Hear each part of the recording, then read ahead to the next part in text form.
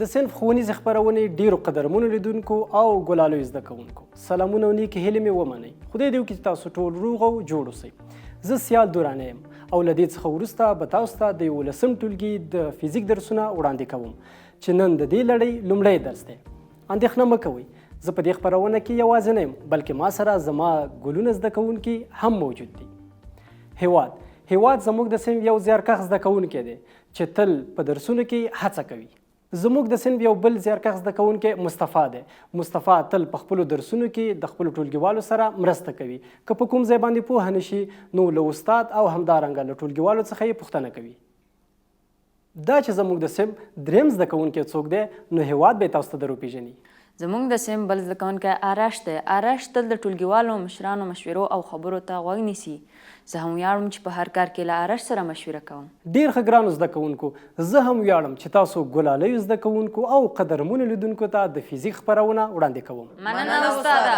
ډېرو قدرمنو لیدونکو، له دې څخه مخکې چې د 11 ټولګي په موضوعاتو باندې پیل وکړو نو راځئ دا چې په 10 ټولګي کې مو څه زده کړي دي زده کوونکي به یې راته ووایي. په 10 ټولګي کې مو فزیک او د هغه برخې وپېژندې، اندازه کول مو هم زده کړل او په دې پوه شو چې د نور خواص، انکسار او عدسیې څه شی دي. ساکنه برېښنا، مقناطیس، الکترومقناطیسي القا او د برېښنا جریان مو زده کړل. ډېر ښه ګلالیو زده کوونکو، دا چې په 11 ټولګي کې به کوم موضوعات ولولو نو راځئ له لیدونکو سره یې په ګډه ګورو. د 11 ټولګي فزیک د موضوعاتو نوملړ: یو بودي او دوه بودي حرکتونه، میخانیکي تعادل، د نیوټن قوانین، کار او توان، انرژي، خطي مومنټم، د سیالونو نسبي سکون، خیالي سیالونه. څومره ښه! په 11 ټولګي کې به نور مهم موضوعات هم زده کړو. همداسې د هیواده زما په فکر لیدونکي به هم د لومړي درس پیل ته په تمه وي. خوښه مو نه ده چې درس پیل کړو؟ همداسې د هیواد جانه، نو راځئ د ننني درس عنوان په سکرین وګورو. د یو بودي حرکتونو سریزه، فاصله او د موقعیت بدلون. د یو بودي حرکتونو سریزه، فاصله او د موقعیت بدلون زموږ د نن درس عنوان دی. دا چې په دې درس کې موږ کومې موخې لرو نو راځئ په ګډه یې وګورو. د زده کړې موخې: زده کوونکي به د درس تر پای وکولی شي چې حرکت تعریف کړي او د حرکت له اساسي مفاهیمو سره بلد شي، د فاصلې او د موقعیت بدلون کمیتونه وپیژني او د هغوی ترمنځ توپیر وکړي. د فاصلې او موقعیت بدلون په اړه مثالونه حل کړي. ډیرو ګلالیو زده کوونکو، د فزیک هغه برخه چې حرکتونه او د هغوی لاملونه څیړي د میخانیک فزیک په نامه سره یادیږي. نو میخانیک فزیک په دوه ډوله دی: سینماتیک یا کینماتیک او همدارنګه ډینامیک فزیک. سینماتیک فزیک کوم فزیک ته ویل کیږي؟ سینماتیک فزیک هغه فزیک دی چې د جسمونو حرکتونه د هغوی د قوې په نظر کې نیولو سره څیړي. خو ډینامیک فزیک هغه فزیک ته ویل کیږي چې د جسمونو حرکتونه د هغوی د قوې د اغیزې څخه پرته په نظر کې نیسي. که موږ خپل شاوخوا طبیعت ته وګورو نو وبه وینو چې له کوچنیو ذرو څخه نیولې تر لویو سیارو پورې دا ټول په بېساري ډول د حرکت په حال کې دي. حتی هغه جسمونه چې موږ فکر کوو هغه ساکن دي هم یو ډول حرکت لري چې ځینې یې په مستقیمه کرښه د حرکت په حال کې دي او ځینې هم په منحني شکل د حرکت په حال کې دي. استاده زما په نظر خو حرکت له موقعیت څخه پیل کیږي، خو دا موقعیت څه شی دی؟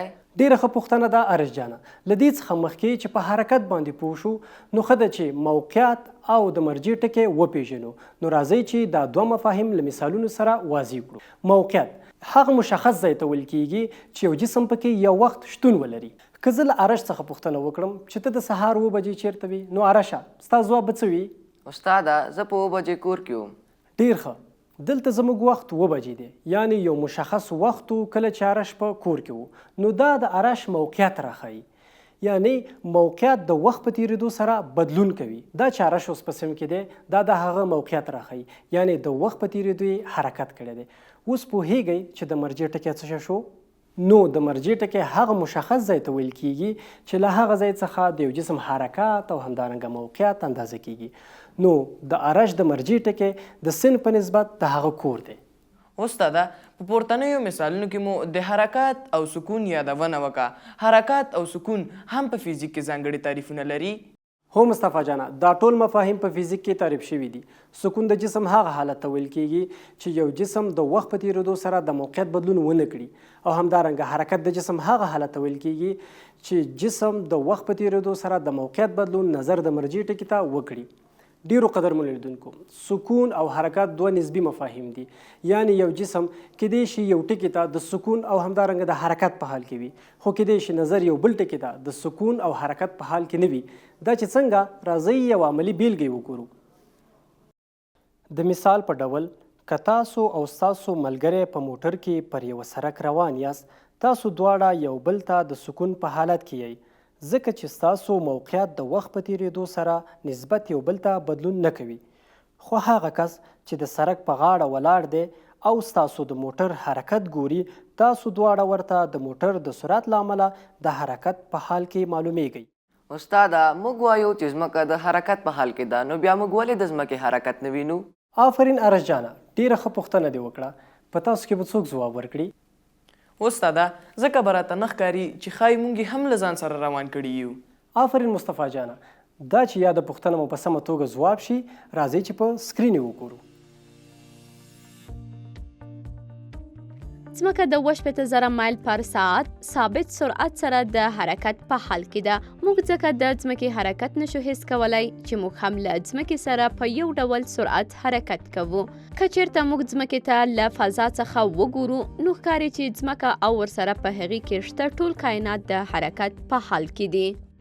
ګلالیو زده کوونکو، که طبیعت ته وګورو نو ټول جسمونه په مختلفو شکلونو د حرکت په حال کې دي. تاسو یو څو مثالونه ورکولی شئ؟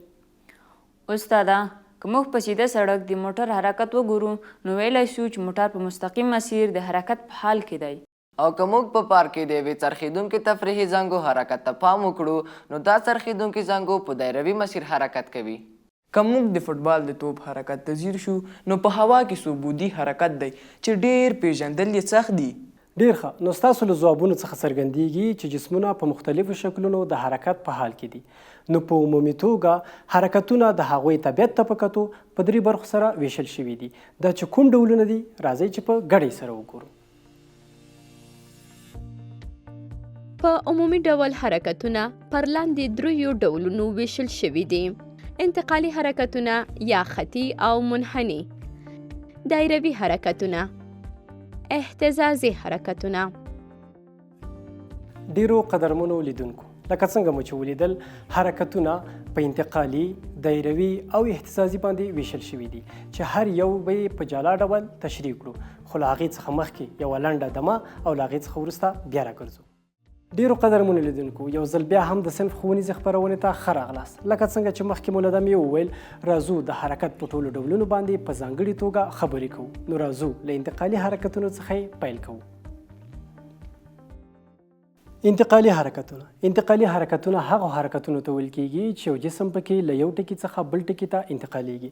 شکل ته په کتو یو موټر په مستقیم مسیر د حرکت په حال کې دی، او دې شکل ته په کتو یو موټر په منحني مسیر د حرکت په حال کې دی. نو دغه مثالونه د انتقالي حرکتونو مثالونه دي. اوس هم څرخېدونکي یا دایروي حرکتونه. څرخېدونکي یا دایروي حرکتونه هغه حرکتونو ته ویل کېږي چې یو متحرک جسم د خپل محور په شاوخوا باندې راڅرخي. انځور ته که چیرې تاسو وګورئ، یوه تفریحي زنګو د خپل محور په شاوخوا باندې څرخیږي. او همدارنګه په دویم انځور کې موږ ګورو چې ځمکه او همدارنګه نورې سیارې د لمر په شاوخوا باندې د څرخېدو په حال کې دي. اوس هم راځو اهتزازي حرکتونو ته. اهتزازي حرکتونه هغو حرکتونو ته ویل کېږي چې یو متحرک جسم د خپل مسیر په شاوخوا باندې په دوامداره توګه حرکت وکړي، لکه د ماشومانو زانګو، د ماشومانو ټال او همدارنګه د ونو د پاڼو ښورېدل. دا د اهتزازي حرکتونو ډولونه دي. دا د طبیعت له مخې د حرکتونو ډولونه وو. اوس د بود یا اړخ له نظره هم حرکتونه ویشو. د بود یا اړخ له نظره حرکتونه بیا هم په 3 ډوله دي: یو بودي حرکتونه، 2 بودي حرکتونه او 3 بودي حرکتونه. نو راځو په یو بودي حرکتونو باندې خبره کوو. یو بودي حرکتونه. یو بودي حرکتونه هغو حرکتونو ته ویل کېږي چې یو متحرک جسم په یو مستقیمه کرښه د حرکت په حال کې وي. په انځور کې تاسو ګورئ چې یو بایسکل چلوونکی په مستقیم مسیر د حرکت په حال کې دی. په دویم انځور کې تاسو ګورئ چې د یو ماشوم په واسطه باندې توپ هوا ته پورته شوی دی. او همدارنګه تاسو په دریم انځور کې ګورئ چې له ونې څخه یوه مړه د ځمکې په طرف غورځېدلې ده. نو دا د یو بودي حرکتونو بیلګې دي. اوس هم راځو دوه بودي حرکتونو ته. دوه بودي حرکتونه هغو حرکتونو ته ویل کیږي چې یو متحرک جسم په مستوي سطح باندې حرکت وکړي او یا همدارنګه یو جسم د ایکس او وای په بودونو باندې حرکت وکړي. لکه څنګه چې تاسو انځور ته ګورئ، په لومړی انځور کې د یو ماشوم په واسطه باندې په مایل ډول پورته یو توپ غورځېدلی دی او همدارنګه په دوهم انځور کې تاسو ګورئ چې د یو ورزشکار په واسطه باندې یو تیر پورته هوا ته غورځول شوی دی چې دغه مثالونه د دوه بودي حرکتونو مثالونه دي. اوس هم راځو درې بودي حرکتونو ته. درې بودي حرکتونه هغو حرکتونو ته ویل کیږي چې په یوه درې بودي فضا کې ترسره کیږي. په لومړي انځور کې تاسو ګورئ چې په فضا کې د الوتکې حرکت دی. نو په فضا کې د الوتکې حرکت یو درې بودي حرکت دی. په دویم انځور کې تاسو ګورئ چې د ځمکې په شاوخوا باندې د سپوږمکۍ یا سټلایټ تاویدل دي. نو دا هم د درې بودي حرکت په مثالونو کې راځي.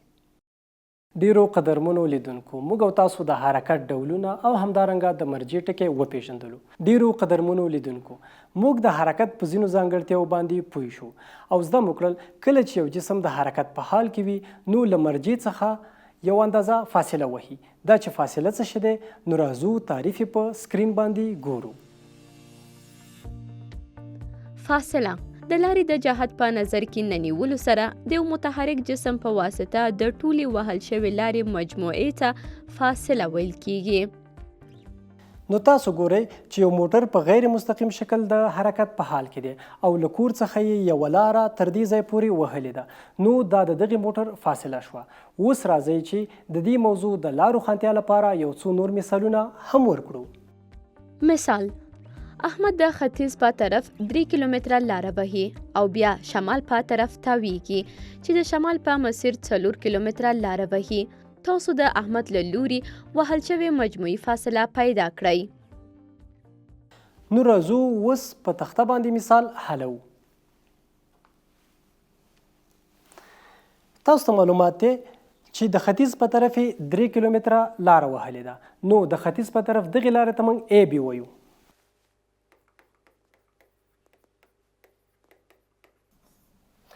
او همدارنګه له ختیځ څخه د شمال په طرف باندې 4 کیلومتره لاره وهلې ده چې دې ته موږ بي سي وایو.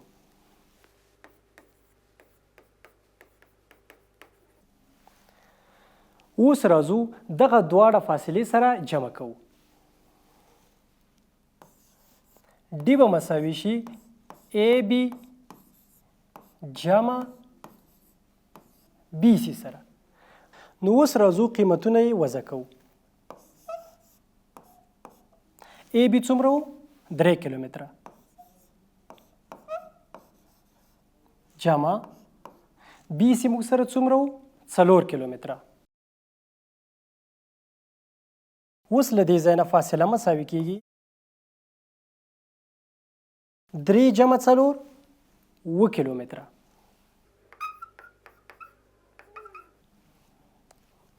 نو د احمد په واسطه وهل شوې فاصله 7 کیلومتره شوه. استاده که ځیر شو په دې انځور کې یوه لنډه لاره هم ښکاري چې له ا ټکي څخه س ټکي ته ده. دا لاره څه بولي؟ ډیرو قدرمنو لیدونکو، هېواد ډیره په زړه پورې او په ځای پوښتنه وکړه. ستاسو په نظر چې ځواب به یې څه وي؟ دا چې ځواب به یې څه وي نو راځئ چې په ګډې په سکرین وګورو. یو بایسکل چلوونکی له یوه ټکي څخه بل ټکي ته د حرکت په حال کې دی. بایسکل چلوونکی دې ټکي ته د رسیدو لپاره 2 لارې لري. هغه اوږده لاره چې پر سور رنګ ښودل شوې فاصله بلل کیږي. بله لاره چې په آبي رنګ ښودل شوې تر ټولو لنډه لاره ده چې د موقعیت بدلون ورته ویل کیږي. نو په خلاصه ډول د موقعیت بدلون داسې تعریفولی شو. د موقعیت بدلون د 2 ټکو ترمنځ تر ټولو لنډې فاصلې ته د موقعیت بدلون ویل کیږي. لکه څنګه چې تاسو په انځور کې ګورئ نو یو جسم له ایکس آی نقطې څخه په حرکت پیل کوي او تر ایکس اف نقطې پورې رسیږي چې ایکس آی د حرکت د مرجع ټکی دی یا د پیل نقطه ده او همدارنګه ایکس اف چې دی هغه د حرکت د پای یا نهایي ټکی ورته ویل کیږي. او همدارنګه د موقعیت بدلون موږ په دلتا ایکس سره ښایو. نو د دلتا ایکس فارمول په دې شکل سره لیکو.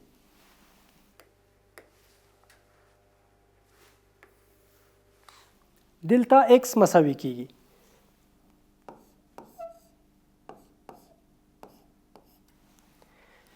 نهایي ټکی xf منفي د مرجع ټکی یا د حرکت د پیل ټکی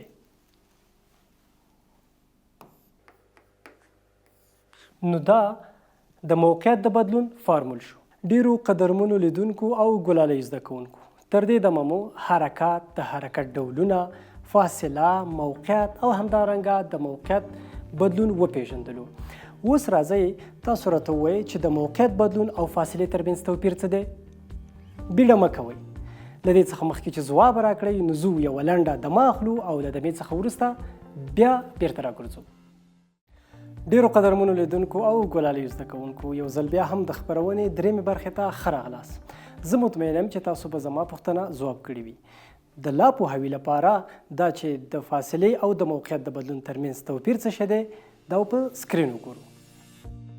د فاصلې او د موقعیت بدلون ترمنځ توپیرونه: فاصله په ډي توري ښودل کیږي او د موقعیت بدلون په دلتا ایکس ښودل کیږي. فاصله یو سکالري کمیت دی او د موقعیت بدلون یو وکتوري کمیت دی.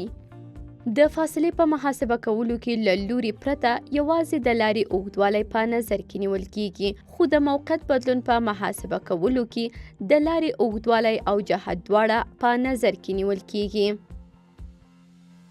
فاصله د وخت او چټکتیا د ضرب له حاصل څخه په لاس راځي او د موقعیت بدلون د سرعت او وخت د ضرب له حاصل څخه په لاس راځي. فاصله یوازې مثبت قیمت لري، یعنی فاصله صفر یا منفي کېدای نشي او د موقعیت بدلون کېدای شي مثبت، صفر او یا هم منفي وي.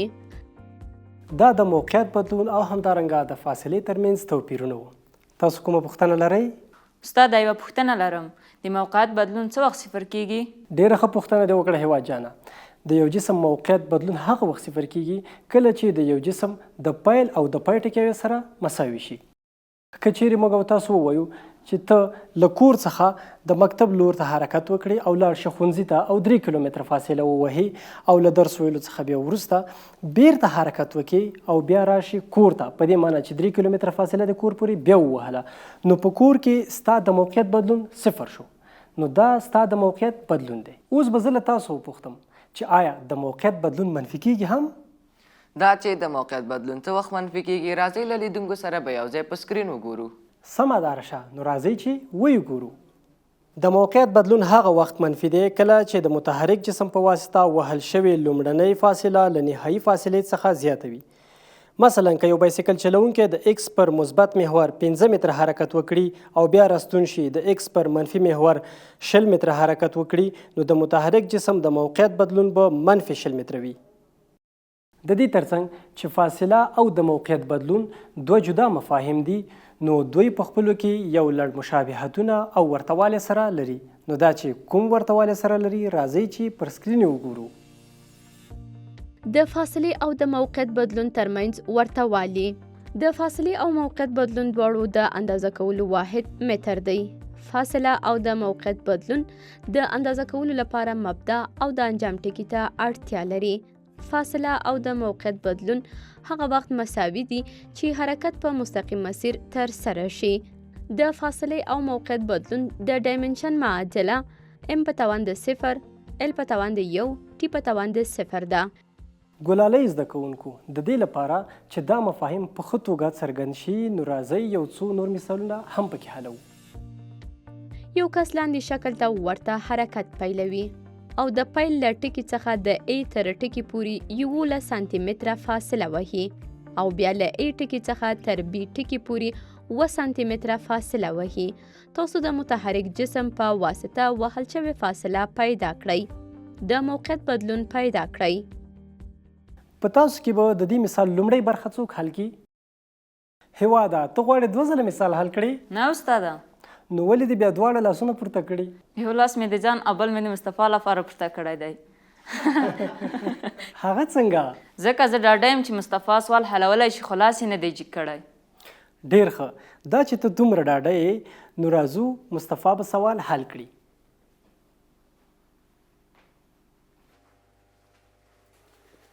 استاده که د متحرک جسم په واسطه وهل شوې فاصله په ډي تورې وښیو نو د متحرک جسم په واسطه وهل شوې فاصله به داسې پیدا کوو. نو زه اوس لیکم ډي یا هم فاصله ماشاءالله مساوي کیږي له او څخه تر ا پورې او له ا څخه تر بي پورې دا فاصلې به سره جمع کوو. نو اوس لیکم له او څخه تر ا پورې سره جمع کوو له ا څخه تر بي پورې. ښه اوس دا سره جمع کوو له او څخه تر ا پورې فاصله موږ 11 سانتي متره لرو. نو اوس لیکم ډي یعنې فاصله ډېر ښه مساوي کیږي 11 سانتي متره جمع کوي له ا د بي سره د ا سره تر بي پورې موږ فاصله لرو 2 سانتي متره.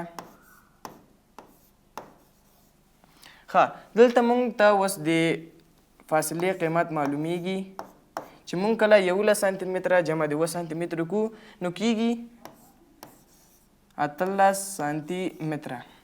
ماشاءالله. نو معلومه شوه چې د متحرک جسم په واسطه وهل شوې فاصله 18 سانتي متره ده. ډېر ښه مصطفی جانه. د سوال د لومړۍ برخې حل بیخي دقیق و. تاسو کولی شئ خپل ځای ته لاړ شئ. اوس د متحرک جسم د موقعیت بدلون پیدا کوو. نو د دې لپاره چې د متحرک جسم د موقعیت بدلون پیدا کوو د متحرک جسم د پیل او د پای ټکي سره نښلوو.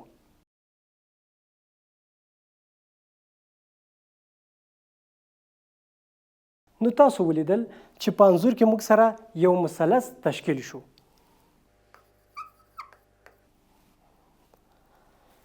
د دې لپاره چې د موقعیت بدلون پیدا کړو نو دې مثلث ته په کتو یعنې د فیثاغورس په قضیه کې موږ وایو چې په یو مثلث کې د دوو ضلعو مربع مساوي کیږي د هغه د وتر مربع سره.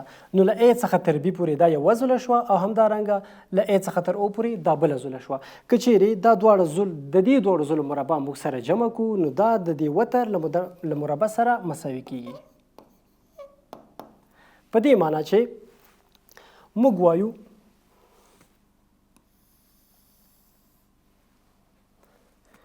وتر ته موږ مخکې هم ویلي وو چې د موقعیت بدلون په دلتا ایکس سره ښایو.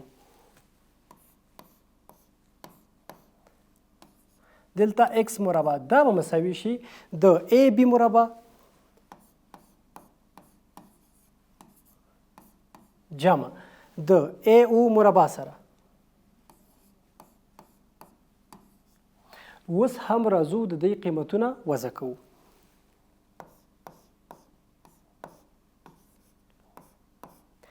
ای بي څومره موږ سره ای بي 2 سانتي متر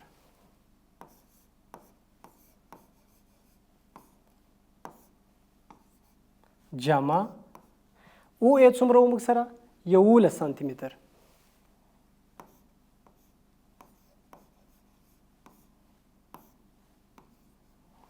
اوس هم راځو دا ساده کوو.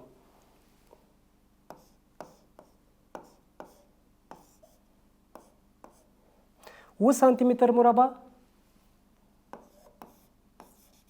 9 او سانتي متر هم خپله مربع جمع 11 مربع 121 او سانتي متر مربع سانتي متر مربع. بالاخره کله چې موږ دا مثال خلاصه او محاسبه کو نو ځواب یې راځي. یعنې د دې متحرک د موقعیت بدلون 14.04 سانتي متر کیږي. تاسو پې پوه شوئ؟ هو معلم صاحب. ډېر ښه. نو قدرمنو لیدونکو او ګلالیو زده کوونکو راځئ چې پر سکرین یوه بله پوښتنه وګورو. یو بایسکل چلونکی له ا ټکي څخه تر بي ټکي پورې 4 متره او له بي ټکي څخه تر سي ټکي پورې 3 متره فاصله وهي. تاسو یې د موقعیت بدلون پیدا کړئ. ډیرو قدرمنو لیدونکو او ګلالۍ زده کوونکو دا پوښتنه ستاسو کورنۍ دنده ده. په کورونو کې حل کړئ او انځورونه یې موږ ته د واتساپ په شمیره چې تاسو ته په سکرین باندې ښکاري راواستوئ. په دې هیله چې پوښتنه حل کړئ او انځورونه یې راواستوئ. دا چې د خپرونې آخري شیبې دي نو زو او اوس د زده کړو پایلې په لنډه توګه ګورو. د زده کړې پایلې: زده کوونکو زده کړل چې د وخت په تیریدو د یو جسم په موقعیت کې بدلون ته حرکت ویل کیږي. حرکتونه د جهت له مخې پر 3 ډولونو ویشل شوي دي چې له 1 بعدي، 2 بعدي او 3 بعدي حرکتونو څخه عبارت دي.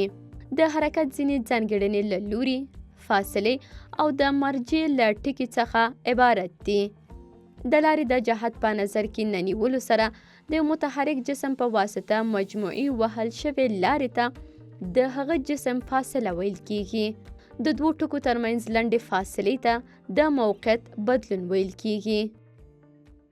ډیرو قدرمنو لیدونکو، دا و زموږ د نن ورځې خپرونه چې تاسو ته وړاندې شوه. تر بیا چې ستاسو په خدمت کې حاضرېږو، زه او زما زده کوونکي له تاسو رخصت غواړو. د خدای په امان، ښه وخت ولرئ.